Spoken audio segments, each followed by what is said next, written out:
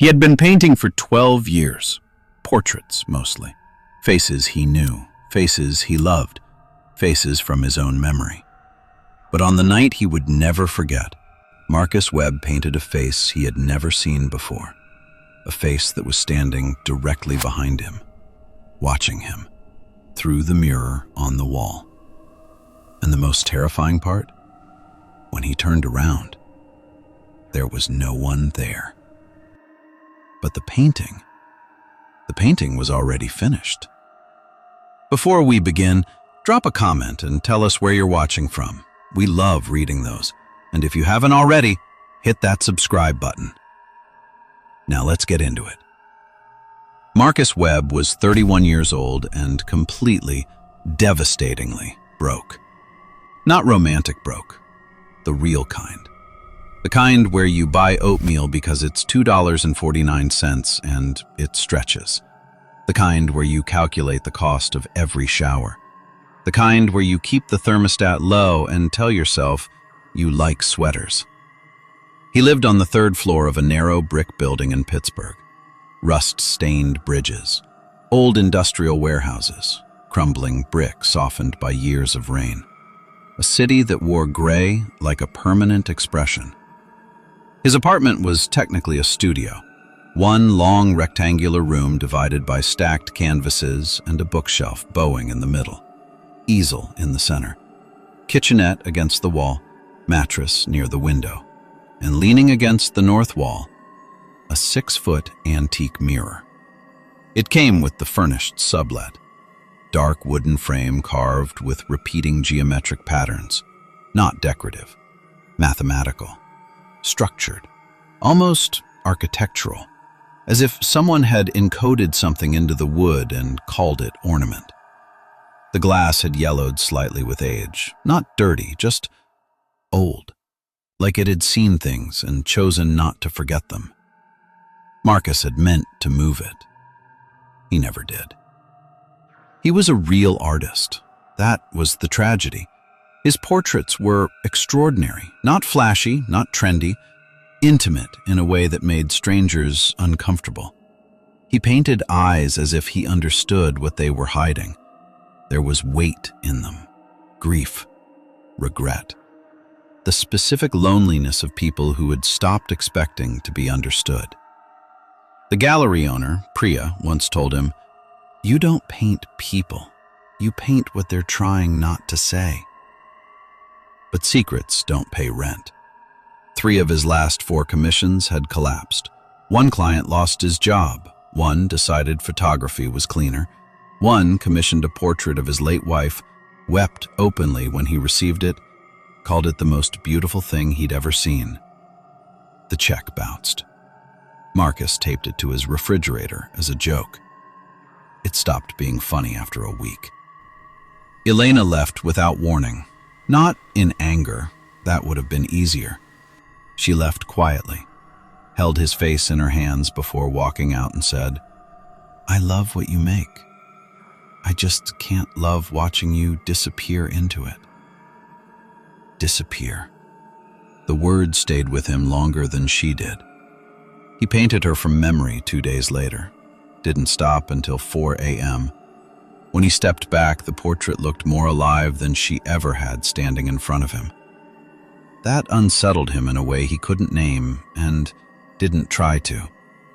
By the time it started, he had $47 in his bank account, a blank canvas on his easel he had been staring at for 9 days, and a growing sensation that something in his apartment had shifted.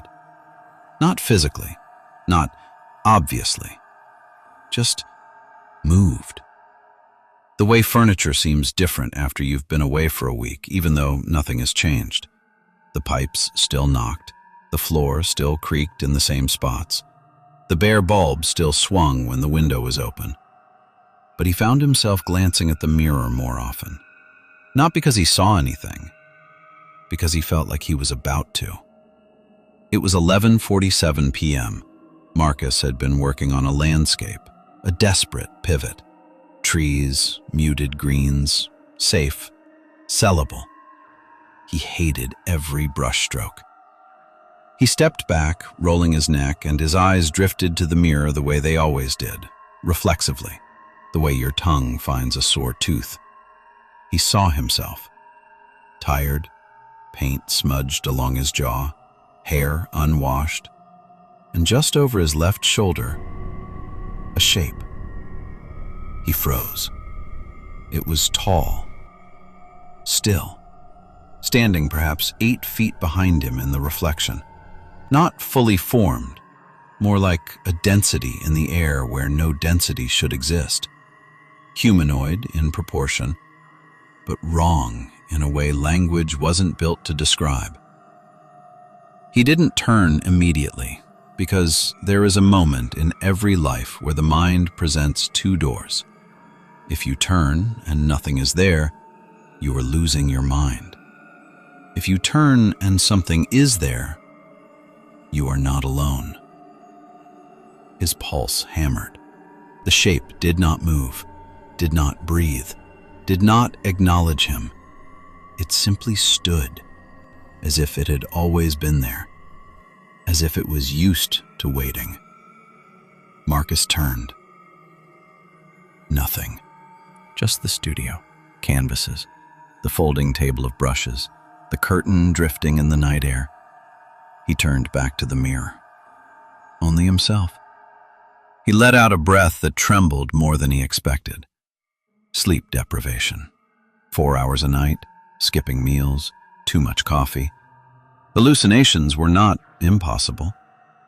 He cleaned his brushes, turned off the light, went to bed. He dreamed of a corridor, stone walls slick with moisture, low arched ceiling. At the end of it stood a mirror. When he walked toward it, the reflection walking toward him wasn't him. It was taller, thinner. It was watching him the way you watch something you've been waiting for. He woke with his hands clenched so tightly his nails had left marks in his palms, and with an overwhelming compulsion to paint. Not the landscape, not Elena, the shape. He sat at his easel with a fresh canvas. He didn't sketch, didn't plan. He started with darkness, deep umbers, charcoal blacks, a gray that lived at the very edge of shadow. 3 hours passed before he realized he wasn't painting an abstract shape. He was painting a face. High forehead, long jaw, features elegant in a severe, deliberate way. And the eyes. He had rendered them with his usual skill, but the weight inside them was unfamiliar. Not grief, not longing. Interest. Cold. Patient. The kind of attention something gives when it has all the time in the world and has decided to spend some of it on you. Marcus stepped back. He did not remember choosing the eye color. Deep blue.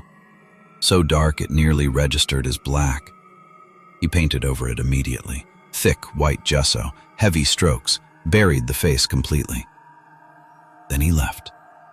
Walked for 2 hours, ate a sandwich, told himself he was fine. When he returned, the gesso was dry, and the face was on top of it. Same eyes, same expression, paint still wet. Marcus had not painted it. He was the only one with a key. He stood in the doorway for a long time. Then he did what artists do when they don't understand something. He looked closer, and he picked up a brush. He didn't rush toward the canvas. He approached it the way you approach something that might startle, slowly, without sudden movements. The face hadn't changed. If anything, it looked more refined. The brushwork in the cheekbones was smoother than he remembered. The shadows under the eyes blended with a subtlety he didn't consciously recall achieving. He touched the edge of the jawline with his fingertip. Pigment lifted. Fresh. He checked the door. Locked. Checked the windows. Closed. Stood in the middle of the room and turned in a full circle. Nothing moved. Nothing breathed. He turned toward the mirror. For a fraction of a second, he thought the reflection was looking at the painting, not at him, at the painting. The thought evaporated. He stepped closer. The mirror showed exactly what it should. Him. Canvas. Room. He picked up a brush. He didn't repaint the face. He refined it. The longer he worked, the more he felt something unusual. Not fear. Flow. A current. He had experienced it before, rarely, when a painting felt inevitable. But this was different. This didn't feel like discovery. It felt like memory. As if the face already existed somewhere complete and he was simply uncovering it, layer by layer. The way archaeologists work. The way you find something that was always there, buried just below the surface of things. By evening, the face was complete. He had not eaten, had not checked the time. When he finally stepped back, the room had darkened to indigo. 11:46 p.m. His chest tightened. He did not look at the mirror. Not yet.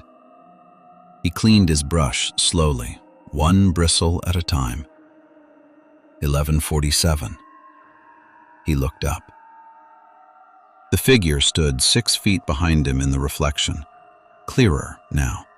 Not a silhouette. A body, proportioned, unnaturally still. Shoulders slightly narrower than his own, posture perfectly straight. Not the posture of someone standing, the posture of something positioned. The face, not fully detailed, but visible. And he recognized it. It was the face he had just finished painting. Marcus did not turn around. His throat felt dry. He swallowed. The figure did not move, did not breathe, did not blink. He raised his hand slowly. The reflection raised its hand instantly. The figure did not. It remained still, independent. His stomach dropped. Reflections mirror. They do not choose. He lowered his hand. The figure tilted its head just slightly, at an exact angle, not approximately, precisely, like a measurement, like something following internal geometry that had nothing to do with the geometry of living things. Marcus turned abruptly. The room behind him was empty. He spun back, only himself in the mirror, but the air still felt thick, dense, the way air feels before lightning finds ground. He stepped closer to the glass. The mirror was colder than it should have been. Not cool, cold. Stored cold. Like something kept underground for a very long time. He pulled his hand away. Behind him, a sound. Not loud, not distinct, more like the suggestion of rhythm. Like speech heard through deep water. Low, patterned, intentional. He turned. Nothing. But the sound remained. Not in the room, in his head. He did not sleep that night. He painted. Not one canvas, 2. The second began without planning. He didn't consciously decide to paint the figure standing closer, but his hand did. On this canvas, the figure was 4 feet behind him, its face more defined, and those eyes. The weight inside them had changed. No longer just interest, recognition. As if it had found what it was looking for and was no longer searching, only watching, only waiting for whatever came next. Marcus felt something inside him respond. Not emotionally, instinctively. He painted until 3 a.m. The underwater rhythm pulsed in his skull. Not louder, just present. A new constant, like tinnitus. Like something that had always been there and had simply decided to stop hiding. When he finally stopped, he lined both canvases against the wall. In the first, the figure stood at a distance. In the second, it was closer. He understood without wanting to. This was becoming a sequence. He turned to the mirror. The figure stood 4 feet behind him, exactly as in the second painting. It smiled. Not wide, not dramatic. A slight upward shift at the corner of its mouth. Precise. Controlled. The smile of something that has never needed to perform warmth because it has never needed anything from you. Until now. Marcus felt his knees weaken. He gripped the edge of the table. "You're exhausted," he whispered. The underwater rhythm shifted, almost like laughter. The second day passed in fragments. He barely remembered morning. He remembered painting. He remembered staring. He remembered not feeling hungry. That was the part that should have frightened him most. By the end of the first day, hunger had been loud, insistent, the specific hollow ache behind his sternum that demanded attention. By the second day, it had gone quiet. Not satisfied, not gone, just silent, as if something had turned it down, as if his body had redirected its resources toward something else entirely, something more urgent than food. He felt instead a strange lightness, a clarity that had no right to exist in someone running on 4 hours of fractured sleep and nothing solid since a sandwich 2 days ago. His hands felt steady. His eyes felt sharp. His mind felt focused in a way it hadn't in months, as if whatever was happening had decided that his body needed to function and had simply made it so. That was the part that frightened him. Not the hunger, the absence of it. By nightfall, the third canvas had begun. The background changed. Not his studio. Stone, arched ceiling, walls glistening faintly with moisture he had never mixed but rendered perfectly, as if his hands remembered a place his mind had never visited. The underwater rhythm became clearer. Not words, never words, but structured, deliberate. He noticed something that evening that he hadn't noticed before. He was anticipating it, not consciously, not deliberately, but his brush would pause a half-second before the rhythm paused. His stroke would begin a half-second before the rhythm directed it. He was no longer following it. He was moving with it. The distinction felt important in a way he didn't want to examine. He found himself adjusting his brushstrokes in sync with it. Stroke, pause. Stroke, pause. As if he were translating something that had no language yet. As if the conversation had been going on for so long he had forgotten he hadn't chosen to start it. At 11:47 p.m., he didn't need the clock. He felt it. He turned to the mirror. The figure stood directly behind him, close enough that their shoulders nearly touched, close enough that he could see the faint texture of its skin. Too smooth, too still. The skin of something that had never been cold because it had never been warm. Its eyes locked onto his in the glass. Marcus slowly raised his hand. The reflection mirrored him. The figure raised its hand a beat later, on its own. The air compressed. The figure's mouth opened. No sound came from it, but the rhythm sharpened in his mind. Not hunger, not threat. Invitation. Marcus did not turn. He could not. He felt rooted, felt seen in a way that went past skin, past thought, past the parts of himself he understood. He felt chosen, and some terrible part of him was grateful.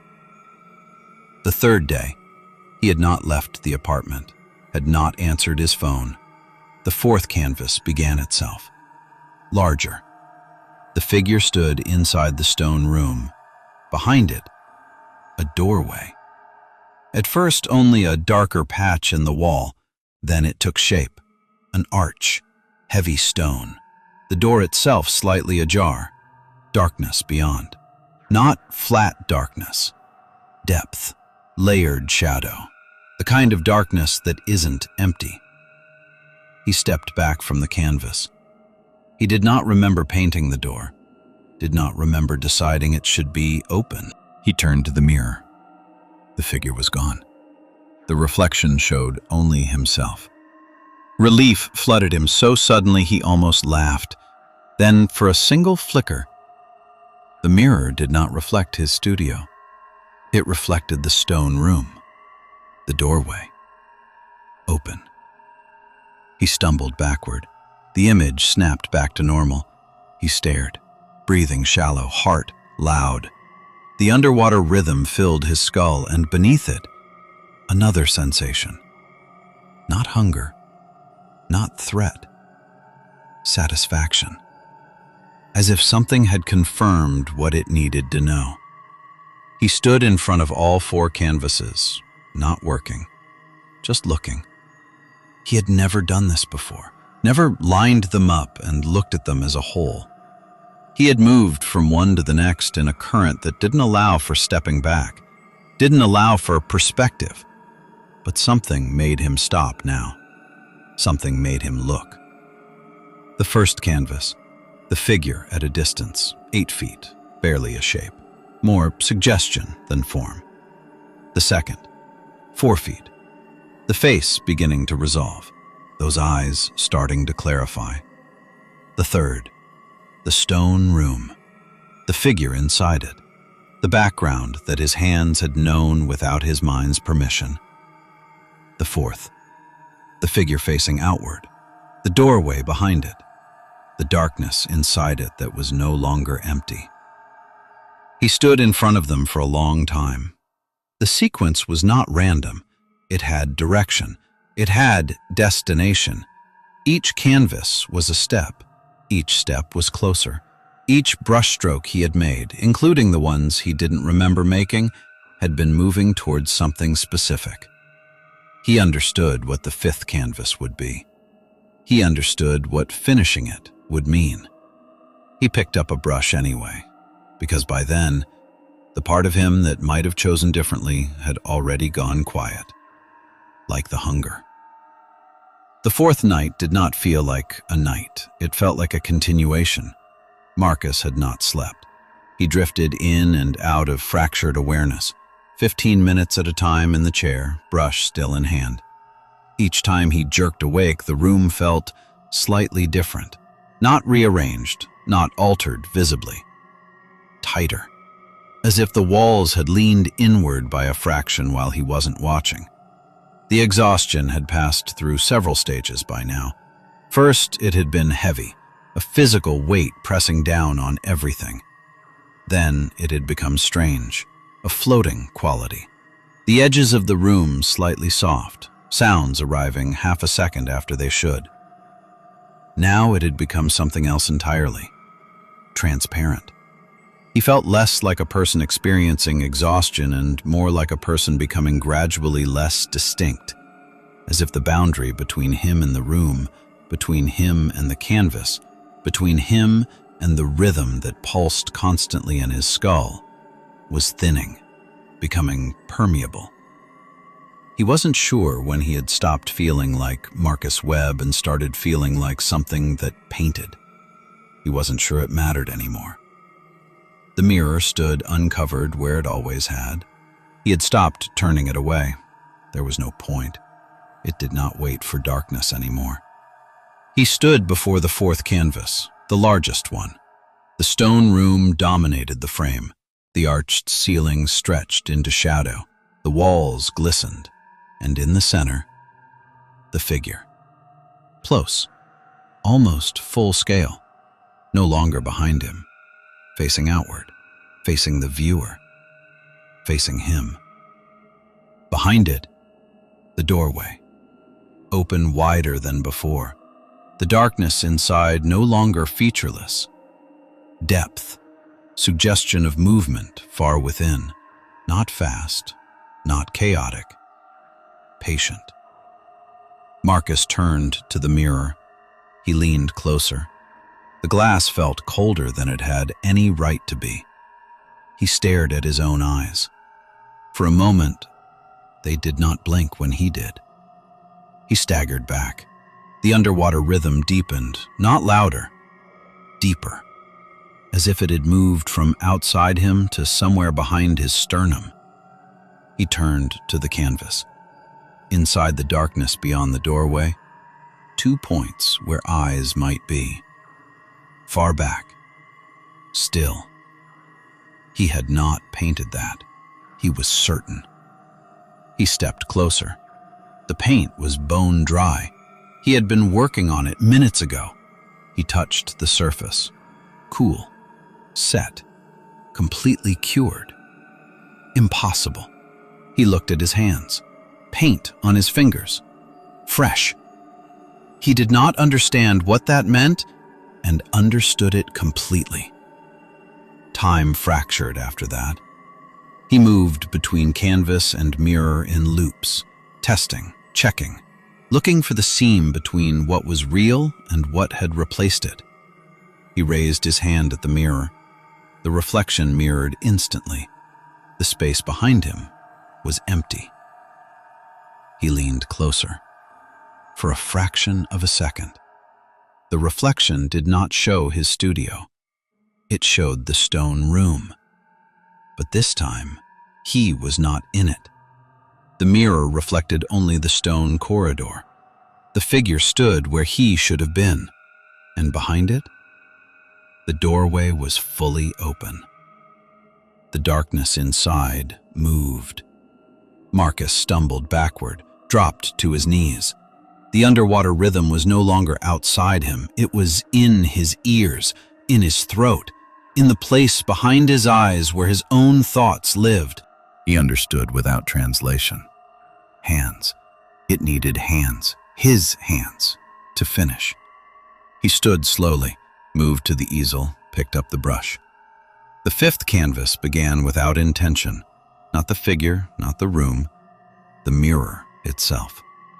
He painted the frame, every carving, every geometric angle, every notch cut into the dark wood with mathematical precision, his hand moving faster than thought, the rhythm guiding each stroke like a conductor guiding something that was never going to stop on its own. Hours passed unnoticed. When he finally stepped back, he saw what he had painted. The mirror, and inside it, not his studio, the stone room, the arched ceiling, the glistening walls, the doorway wide open, and something standing just inside the darkness, not fully visible, but close enough that he could sense its shape. Tall, vast, patient in the way that only things without mortality can be patient. The underwater rhythm stopped, completely. Silence filled the room, not peaceful, final. Marcus slowly turned toward the real mirror. The glass reflected him, only him. He stared. Seconds stretched. The city outside continued its indifferent noise. Somewhere below, a car horn. Somewhere distant, music. He exhaled. And in the mirror, the room behind his reflection darkened, not visibly at first, subtly, like a cloud crossing a sun that wasn't there. The overhead bulb flickered once, twice. The reflection shimmered, and the mirror stopped showing his studio. It showed the stone room, fully, completely. The figure stood in it, facing him, and behind the figure, the doorway, wider now than he had ever painted it, and inside the darkness, something stepped forward, not fully into view, but close enough that he could see it had no face. No face, only the suggestion of one, the way a mask suggests a face without being one. Marcus felt his breath stop, not from fear, from recognition. He had painted this, all of it, every detail, and he understood now that painting it had not been prediction, it had been permission. He had opened the door with his hands. The reflection held, did not snap back, did not correct itself. The stone room remained in the glass, and the thing in the doorway leaned forward, and the underwater rhythm returned. Not as sound, as pressure, behind his eyes, in his throat, in his hands. His brush hand rose. He did not raise it. It rose, toward the mirror. His fingers spread. The glass was cold against his palm, stored cold, ancient cold. The figure in the reflection tilted its head, that exact angle, that precise geometric degree, that measurement, and smiled. A knock at the door. Sharp, real. He flinched so violently the brush flew from his hand. Another knock. "Marcus?" Mrs. Calloway's voice, thin, worried, from the hallway. He could not speak, could not move, his palms still pressed against the glass. "Marcus, I haven't seen your light go out in 3 days." 3 days. He looked at his hand against the mirror. The reflection showed his hand pressed against the glass from the other side. Nothing else. No stone room, no doorway, no figure. Just him. He pulled his hand away. The glass fogged where his palm had been. 5 finger marks in the cold. He stared at them. They faded slowly, from the outside in, like something breathing them away. The knock came again. The handle rattled. He crossed the room on legs he couldn't feel, opened the door. Mrs. Calloway looked at his face, and whatever she saw there made her go pale. She stepped inside without being invited. Her eyes swept the studio, the canvases, the 5 paintings lined against the wall, the mirror. She looked at the mirror for a long time. Without knowing why, without being able to explain it later, she pulled the sheet from his bed and threw it over the glass. The room changed, instantly, like a sound cut off mid-note. Marcus felt the connection sever, like a phone call dropped from somewhere very far away. His knees buckled. She caught his arm, eased him to the floor. His hands were trembling. His skin was cold in a way that had nothing to do with the temperature. She kept talking to him, soft, steady. He heard her voice from a great distance. His eyes kept drifting to the covered mirror, and some part of him, small, quiet, shameful, wanted to pull the sheet back down. The fog on the glass had already gone.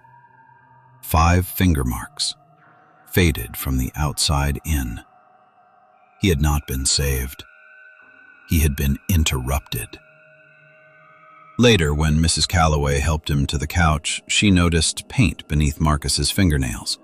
Dark gray, almost black. She frowned and glanced toward the covered mirror. The paint on his hands was completely dry. If this story got under your skin, tell us in the comments. What do you think went wrong for Marcus? Was it the mirror? The painting? Or did it start the moment he stopped turning away? Drop your thoughts below, and if you want more stories that don't let go, like and subscribe. There are more waiting.